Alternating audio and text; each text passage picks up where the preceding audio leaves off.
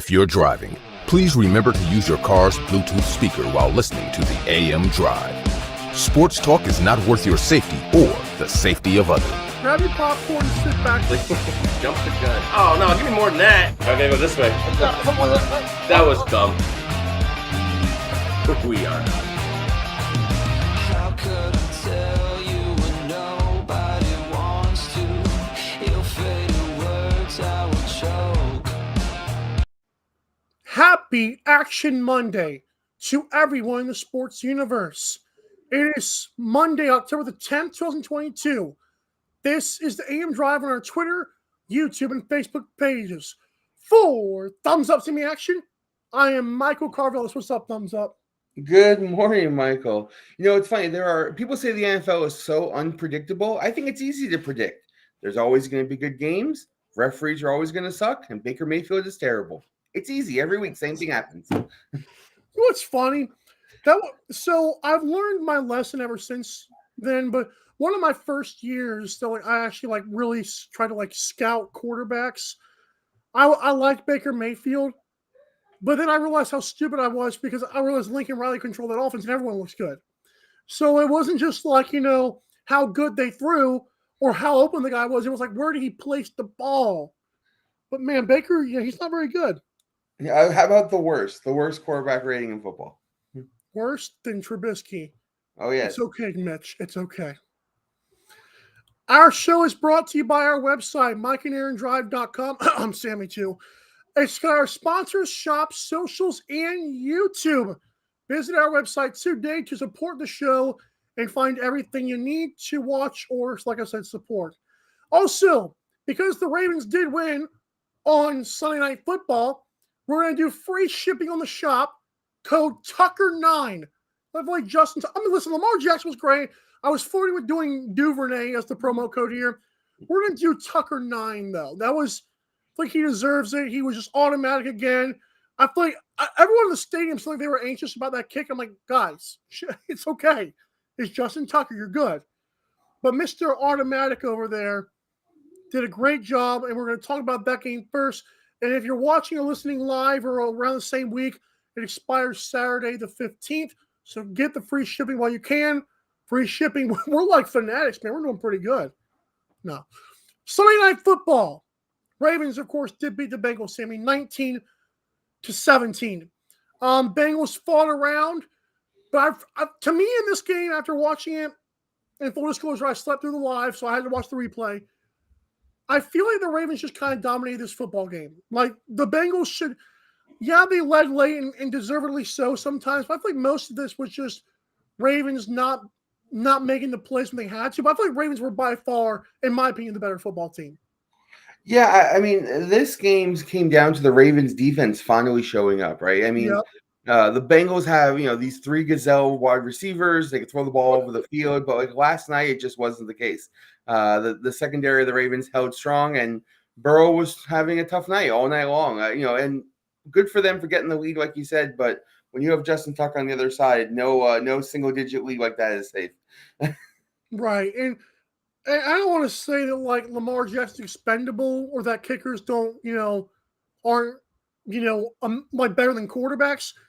But Sammy, this might be a stupid take, but as good as Tyler Huntley played last year in the same offense, I feel like the guy I wouldn't want to get rid of is Justin Tucker because that is invaluable.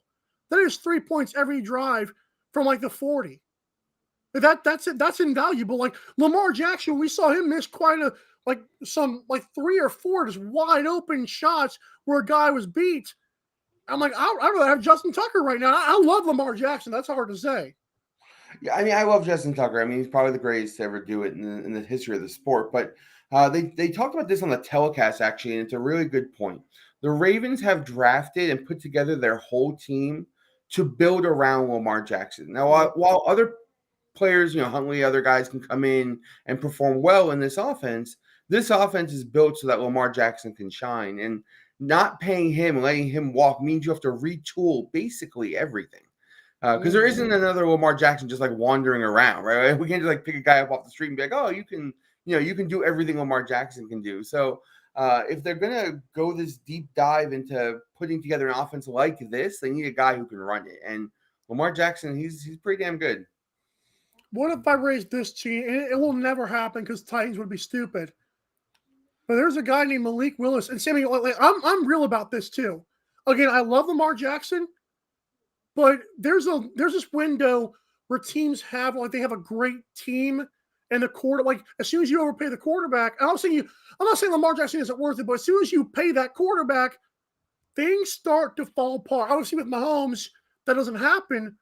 But you pay a guy like Lamar Jackson, I'm not sure if he can elevate certain guys who are overachieving right now.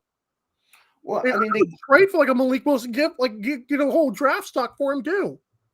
I mean, to be fair, they got rid of the Ravens' best wide receiver in Hollywood Brown last year, right? The guy's got essentially Mark Andrews and then guys you've never heard of to throw the ball to, and he's still putting up, PlayStation, Madden, easy mode stats. I mean, I don't know that you have to pay a lot of great wide receivers to play with him because he just breaks down defenses so well. The bigger problem for Lamar is how long he will last like this, right? Taking all these big hits, his longevity is the risk. And for as long as he can move like he's moving, it's hard to find anybody who can do anything like what he's doing. One thing about Lamar that I do like is even though people talk about the big hits, I don't see those happening.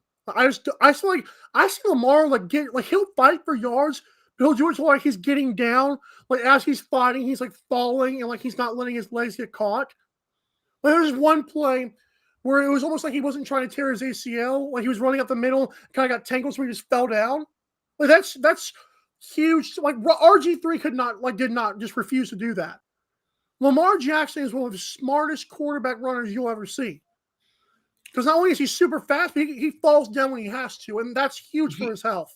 He is, but they said the same thing about Russell Wilson years ago, right? He was a baseball player. He had perfected the slide. He knows how to protect his body. And you see now, I mean, Russell Wilson's an old 33 years old. I mean, you can see his legs are gone. He's kind of, I don't want to use the term washed, but he looks a little bit like he's tipping over that washed ledge. And he's only 33, right? Are you sure? I don't know, Sammy. It just seems like his shoulder's hurt, man. I said they were going to come out with something about him. It's funny, the throws that he's missing, he throws off his back foot. Oh, it's all his shoulder. I mean, give me a break. No, it's not. But yeah, I mean, I just don't know that in the NFL, taking those hits, you can last that long. I mean, maybe Lamar's built a little bit differently. He's a little bit bigger and stronger than Russell Wilson is. But I think it's difficult for any quarterback to take any amount of hits like that and have a super long career. And that's why I think the Ravens were hesitant to pay him. They're paying him big money this year. I mean, he's getting $25 million, I want to say, this year. Yeah, poor baby, right? Yeah. Last year of his big contract. Last year of his first contract. I feel like people like to say, oh, you're saying the guy should get money. No, we're not saying that. We're just saying realistically, if you're going to ask for the farm, you better as heck be able to lift up guys because you're going to lose some roster spots. You're going to lose some guys who want their own, $10 million when you're getting 50 of it, That's an issue. Deshaun Watson really messed up the economy of quarterbacks looking for money, not because of the amount of money. Clearly, that's already high. But where the Ravens and Lamar Jackson don't see eye to eye, and where a lot of franchises don't see eye to eye with Lamar Jackson, is the fully guaranteed money, right? In the past, you could just cut a guy who wasn't performing anymore. So his legs start to go. You start, look, we're done with this. We're not going to do this anymore. But if you give Lamar Jackson a 8-year, $200 million contract, well, the money will be similar to the franchise tag. If Lamar Jackson's legs go in year 4, you're on the hook for that other $100 million for a guy you can't use anymore, and that's what scares away a lot of teams. And that's Deshaun Watson's impact on the economy that's really doing this. It's just an impact on massage rooms. I'm kidding. You're right about that, Sammy. Let's transition to this. It's our hot seat. Sammy, there's a few seats that are burning, if not completely on fire. I believe you've got 2 of them for week number, what is it, end of week 5 or almost end of week 5 here? What you got? Well, I think Nathaniel Hackett should be on the hottest seat, right? I think he is doing the worst job with the most talent. I've gone deep dive into some of his play calls and his decision making, and he's gone out of his way to lose games for his team, which is the one thing a coach should never do, right? We saw Brian Daboll win a game for his team with his coaching decisions yesterday, and that's the exact opposite, right? Nathaniel Hackett has made decisions that have directly caused his team to lose. But the guy who's probably going to get fired, and probably rightfully so, is Matt Rhule. I would be surprised if he's there in even just a couple of weeks. The Panthers are a good team. They have talent, and this whole Baker experiment is just not working for them. And Matt Rhule has no way to right this ship. He never has had the ship on the right course, and it doesn't seem like he'll ever get there. And I just can't see Carolina sticking with him with as bad as they've played pretty much every game since week 1. Can I raise you 2 things here? And number one, I criticized Nathaniel Hackett not for his decision on Thursday, but because of the fact that week 1 showed you he didn't trust Russell Wilson. And it turns out it was a good reason. Now it's like, why succumb to the peer pressure, dude? Why not run the ball there?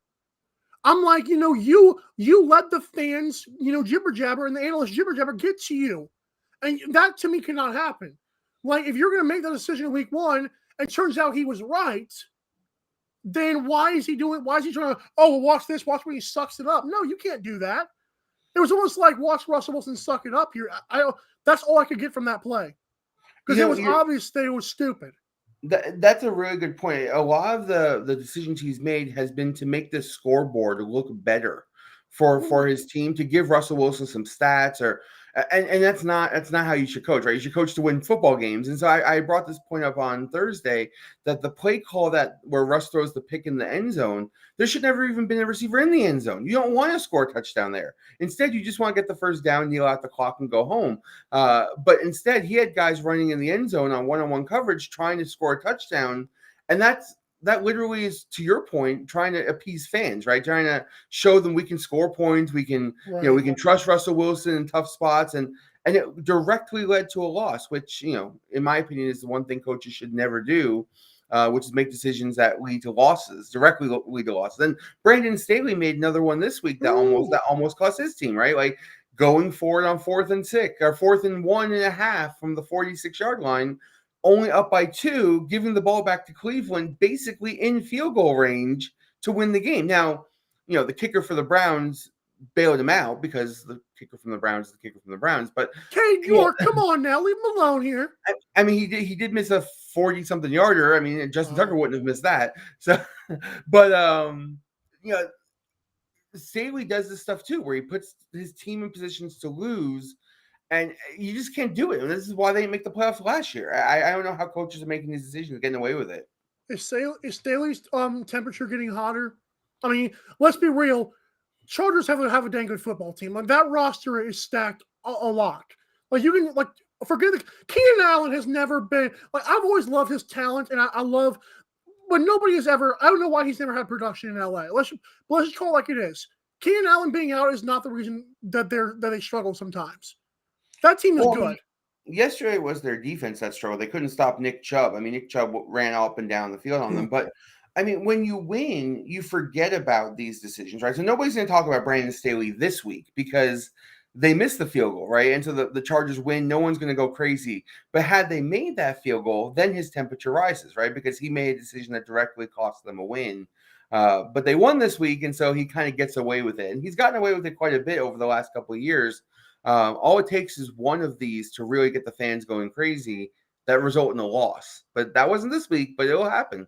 What about Dan Campbell getting shut out against Bailey Zappi, or against Patriots defense, really? Yeah, that was an incredible Bill Belichick performance. I mean, the Lions had the number 1 offense in football, and they got absolutely bamboozled by that defense. But a couple people made this point, and it was a very fair point, and I didn't realize it at the time. Jared Goff had played every game, the first 4 games, indoors. This was his first game outside on grass, and he's traditionally not performed well outside on grass. So that's weird. It was predictable that he was going to have not this bad of a game, but not as good of a game as he'd had in previous weeks. And so to those who point that out, that was a really good find. I had not considered that, and I will definitely look for that going forward. Betting, hey. As for Matt Rhule, Sammy, to be fair, they haven't really drafted a quarterback, but do you think they've also traded for Baker? I'm like, if I'm Matt Rhule, why would I even trade for Baker knowing he's the same guy as Sam Darnold, if not slightly better? I'm wondering who made that decision to get Baker. Did Matt Rhule campaign for that? Because I'm like, if he did, then get rid of him. I mean, in a bubble, the decision to get Baker was probably a good decision for the franchise, right? Sam Darnold, A, got hurt, and B, I mean, they gave up next to nothing to get him, right? They they gave up a salad and a Would garbage bag to PJ get be him. worse? Shoot. But and they need a quarterback this year. I mean, PJ Walker isn't the answer either. Right. And look, the odds makers and the people who know more than I do raised Carolina's win total when they went from Sam Darnold to Baker Mayfield because they feel like his talent is superior. But these are the top two quarterbacks drafted in that draft class. So it's, not only have they drafted quarterback, they essentially have now two of them, and they can't win with either. And so maybe it's the quarterback talent, but maybe it's not. Maybe it's the coaching, maybe it's the scheme, maybe it's other things as well. Either way, Carolina probably needs to move on from all of this mess and start over. That's a fair point. When we come back, we're going to tip our caps and tea cups to London as Brian Dable's Giants got a big win and spoiled a Packers record. Interesting. Also, Buccaneers avoided a comeback in a way that only the Zebras and Tom Brady could do. Plus, we'll talk Cowboys and Eagles and Trevor Lawrence. We'll be right back at the Pack Show, AM Drive on Action Monday. The AM Drive with Mike and Aaron might be the best morning show ever. If you love the show, shop the merchandise. For $26 hoodies, $16 shirts, even $13 mugs. High quality swag for cheap because Mike and Aaron love the fans. The best morning show, the lowest price merch at amdrive.online. This is Popple, the next generation business card. With just a tap, your Popple instantly shares your digital business card to both iPhone and Android devices. The best part? The other person doesn't need an app or a Popple to receive your info. To pop your info, tap your Popple to the top of an iPhone, the center of an Android, or just scan your in-app QR code. And just like that, all your info is saved to their phone. More connections, more leads, more sales. That's Popple. Download our free app and get your Popple today. Aren't you the Vice Golf guy? Yeah, you want an autograph? Yeah. Actually, I was just wondering if the balls are any good. The balls are amazing. You look like a Pro Plus guy. I thought you'd never ask. It's actually better than my old ball. And it's half the price. Top performing golf ball, half the price. It's almost stealing. Quit searching the globe and get your high-performing golf balls at vicegolf.com. Fanatics.com, the world's largest collection of officially licensed fan gear from all the leagues, teams, and players you love. Shop now and get today's special offer. Fanatics.com, officially licensed everything.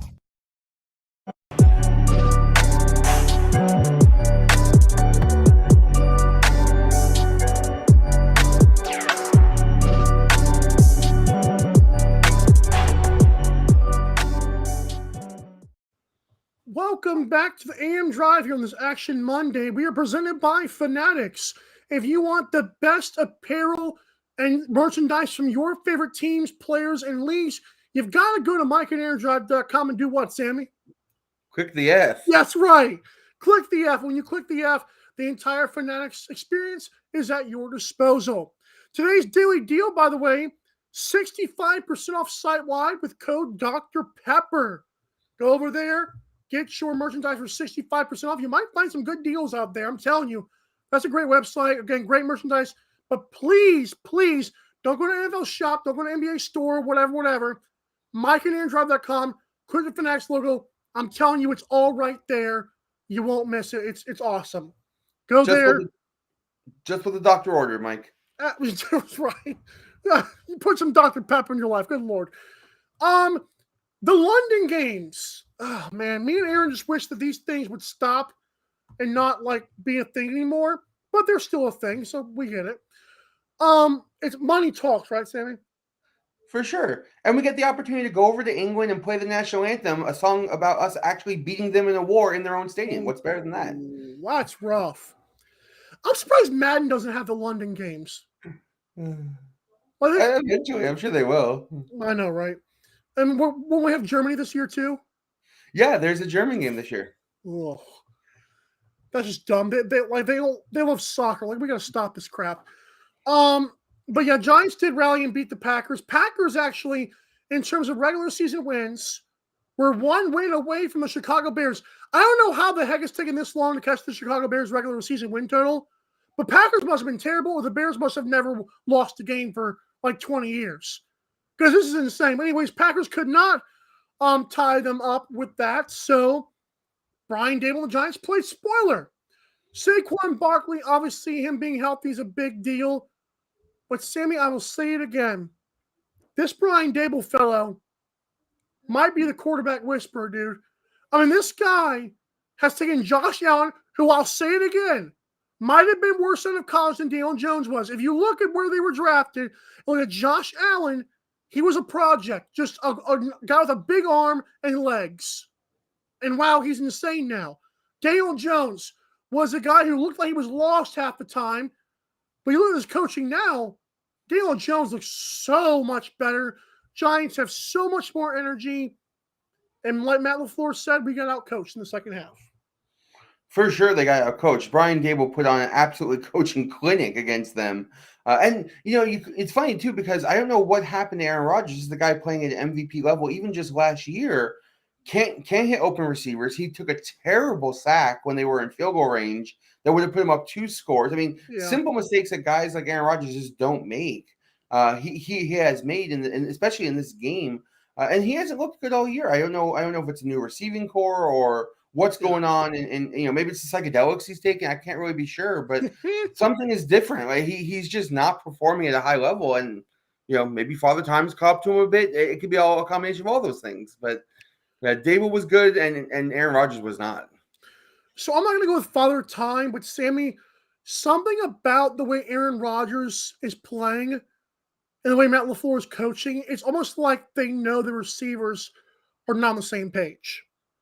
And you can blame some of that on Aaron Rodgers and Matt LaFleur, obviously, because preparation's a big thing. And obviously Tom Brady, if there's one thing he's always it's prepared. And Aaron Rodgers obviously likes some time to himself and likes to be the superstar sometimes. And that cost him a lot of times. But in this game, I'm watching, I'm like, it almost seemed like they were on the same page. Like I can still see those accurate throws. I'm like, God, how did he fit that in that hole? And the next play, I'm like, oh, well, who was that to? It's almost like they're not on the same. Like that's why he's force feeding it to Randall Cobb until Randall Cobb slows down every single game. But I do feel like I don't know why they got rid of the run game too. Like the run game they are so focused on the run early. It's abandoned in the second half. I don't get it. Yeah, this is a team that has to run the ball 25 times a game in order to have success, right? You have to get A.J. Dillon and Aaron Jones off to good starts so you can set up play action, which is the opposite of the way Aaron Rodgers has always conducted his offense in years past, right? They used to throw the ball, and that would set up the run, give them, a secondary option. Now, it seems like if the run game falters even just a little bit, they don't have an offense really to rely on. And that's what happened in the second half of this game, where they couldn't run the ball. And then so they forced Aaron Rodgers to throw, and Aaron Rodgers couldn't really throw. I mean, Randall Cobb was open and nobody else. It's hard to explain. It's hard to watch, but every Packers game I've watched, I see them win, but I'm always like, this isn't a good team. It's something about them. They just don't put their foot on the gas, and they struggle to put away teams. I like to think it'll get better because Christian Watson has got to be better than he's been. I mean, he's not been great. Romeo Dobbs has had a few flashes, but even he's like, I mean, he went to Mercedes Lewis for the first time since 2020 for a touchdown. Well, that's an issue. Well, I don't know. And again, I'll blame Aaron Rodgers for it too, because you can't be this cocky, jerk who's on the end all be all when you've got one ring. There's a bunch of young guys who need your help to be better. Again, Tom Brady is not more talented than you, but he sure will work harder than you. And he would have these young receivers at least on somewhat of the same chapter. These guys aren't in the same book right now. Yeah, the fall off just from losing really Devontae Adams, the fall off has been unbelievably drastic. I mean, again, this guy won the MVP the last 2 years with amazing stats, accuracy, no interceptions, all of that stuff. And where is it gone? And what happened? It's not there this year. And look, they're still sitting atop their division, right? They're still winning games. The ship hasn't sailed. It's not over yet. I mean, they can certainly write this to be a playoff team, and the NFC is wide open. So it's not like they're far behind, but the optics of right now. I mean, sometimes you can look at a team and just see, wow, this team is really good. like the Eagles. They just look really good. And you look at a team like the Packers, and they really don't. They just don't look like a good team. One of the last things I do want to say, Sammy, about this game is Daniel Jones. Sammy, I predicted before the season he would have his best year, and I believe Brian Dable will find something. Timmy, I 1,000% believe at this moment after week 5, and I don't even know if this is an overreaction Monday, I think Brian Dable's going to keep him for another year. I mean, if they're winning, they're already got 4 wins. The first time it's like 2009 when they were 5-0. It's their best start since then. Like, that shows you they're not going to have a super high draft pick to get a Bryce Young or somebody like that. So if you want Arch Manning, sure, wait for him. But I think Brian Dable is going to keep his draft a wide receiver number 1 because the defensive line with Kayvon Thibodeau looks insane. They look good. I would say draft the number 1 for Daniel Jones and see what you can do next year and then go for a quarterback. Well, the economics of it are not going to work out wonderful for the Giants because this is his prove-it year. If they're going to keep Daniel Jones, they got to keep him for a couple years, right? You got to sign him to a 2, 3, 5-year contract.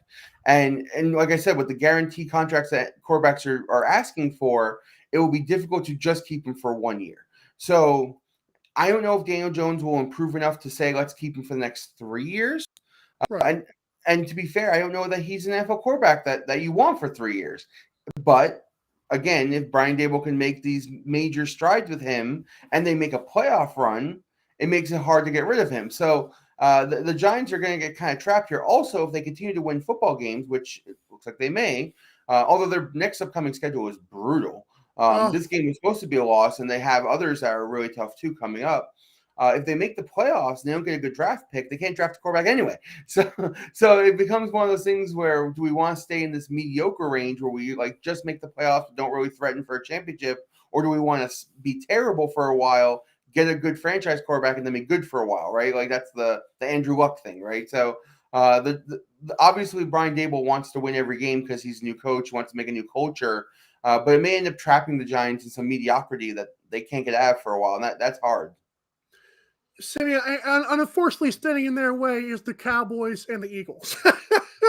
I mean, Sammy, I've said this for a couple of weeks now. This Cowboys defense might be getting to the all-time. I mean, I told Aaron before this game happened that Rams look like they're complacent, and Sean McVay looks completely like he can't inspire this team because they got their ring. That's all I see with this team. But that being said, this Cowboys team has shut down every single opponent they've faced. And Cooper Rush has had to do nothing. I mean, you could argue, well, he's been good. Screw that. His defense, you give up 3, 4, 6 points a game. Yeah, they're going to freaking win every single game. This is insane. This Cowboys defense is insane. Eagles, of course, held off the Cardinals, who look just like they don't study film. But what do you take on the NFC East? I mean, I think Cowboys could honestly win the East, but that's just banking on the fact that the Eagles do fall off a tad bit at the end of the season. I don't know if the Eagles fall off or not, but I will say this. Just to talk on that game for a quick second. Right. Kyler Murray cost that team a win yesterday. Yep. Because you have to know where you're sliding in late game situations. The guy could have dove head first, gotten the first down, spiked the ball, and given them 3 shots at the end zone for a win. Secondly, you have to know what down it is, because if you slide and you fall short, and now it's second down, and then you spike on third down, you leave your team in a situation where you have to kick a field goal on fourth down, and you get no shots at the end zone. So he makes 2 critical mental errors at the end of a football game, and then of course they miss the field goal to further, exemplify his wonderful play. That is just criminal for a quarterback. You cannot do those things. Now, his athleticism got him in that position, so he deserves some credit. But, God, those were 2 terrible plays that cost them a chance at a win, and certainly made the field goal a lot more difficult. So, but the Eagles catch a break. They stay undefeated, and they were definitely the better team in this game, getting off to an early lead and, kind of not playing great in the second half, but doing enough to win. But yeah, you're right about the Cowboys defense, man. They are a juggernaut that definitely will carry this team all year long. I hate to make this joke because I'm not going to say that Kyler Murray just doesn't watch film, but maybe if he watched a little bit more, he wouldn't do those stupid things. I'm just saying. I like Kyler Murray. I thought he made those in college where I'm like, oh wow, But that's why he's you can tell he's a baseball player sometimes, but then other times, like, you idiots. So I've watched a lot of Kyler Murray, and I'm going to be honest with you, I don't like him. And Wow. I think he's a good. I'm sure he's a fine person, but a lot of his game style is let's drop back to pass. Let me sit back there for as long as I can, and then let me scramble around for a few seconds He while looks guys lost. work downfield. It doesn't look like a choreographed play. He looks It looks lost, like, yeah. yeah, it looks like let me see what happens when things break down and guys get open because they can't cover receivers for 6 seconds.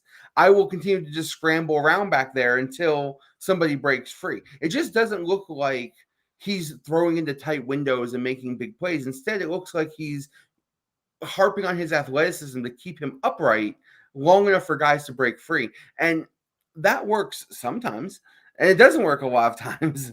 And you can see that defenses have kind of figured it out a little bit because he has not played well this year, not nearly as well as he's played last year. And we can joke about the film study and all the Madden and Call of Duty he plays, but I just think his play style is that more of like a backyard college game than it is of a pro style. And that's where I differ from. I think he's good. I don't think he's good. And I blame Cliff Kingsbury for that too. Because, I mean, you know, you want to let this guy free and all, but like, if y'all don't get a handle on him, I mean, they really apologized for putting that in his contract. But that's the team literally saying to the fans, we're going to be, like you said with the Giants, just good enough for a couple years. We're going to always be competitive, but we're never going to win a big dance. And so if I'm a Cardinals fan, like, why am I watching this team? Like, who cares? Like, seriously. Like, if this is all, Cliff Kingsbury will be good, but not good enough.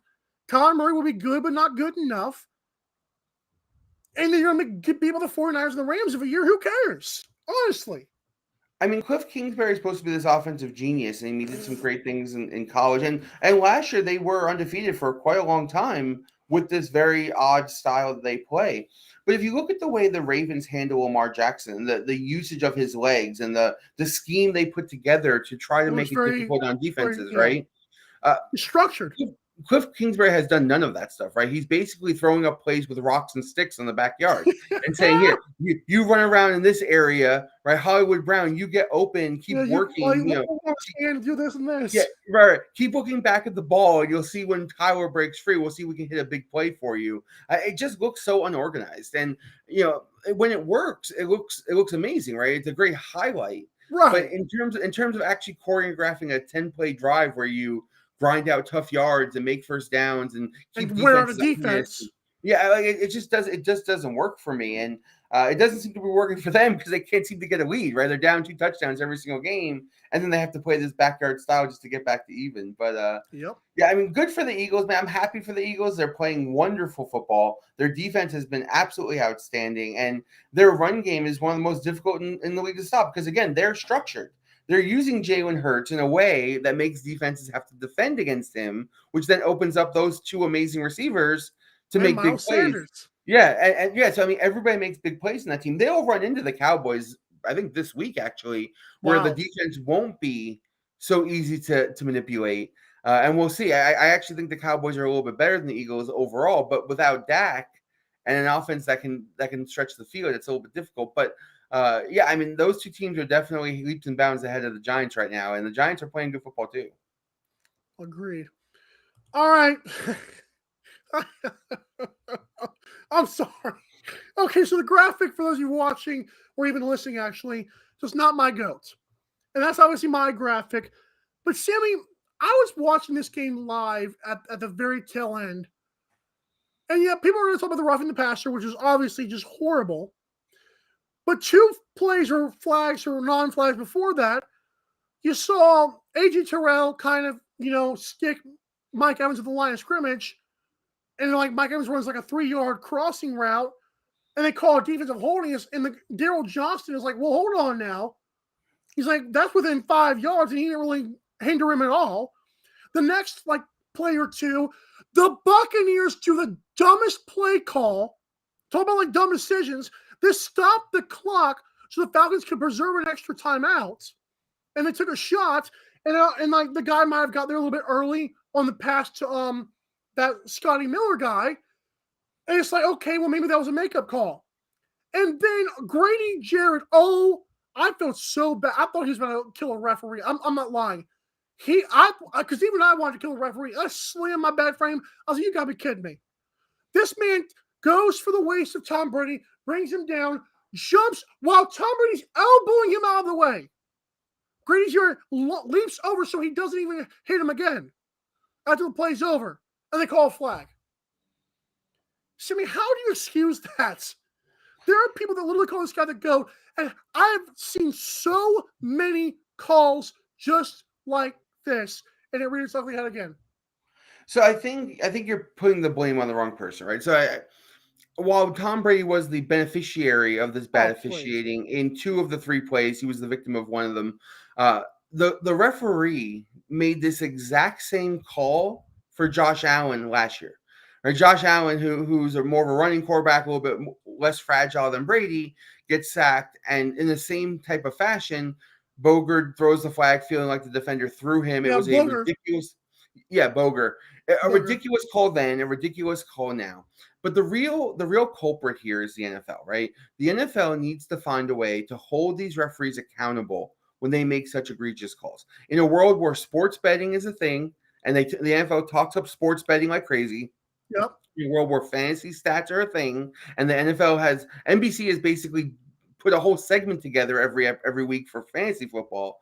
You just can't have referees ruining the game like this. And this was the big black eye on the NFL this week. I mean, the down the stretch stuff in this game was appalling. And you guys know I'm a big Brady fan, so I'm not.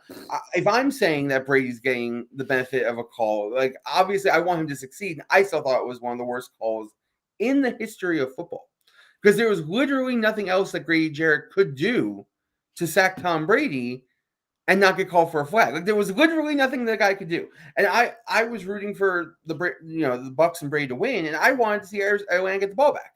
And so Arthur Smith played that perfectly.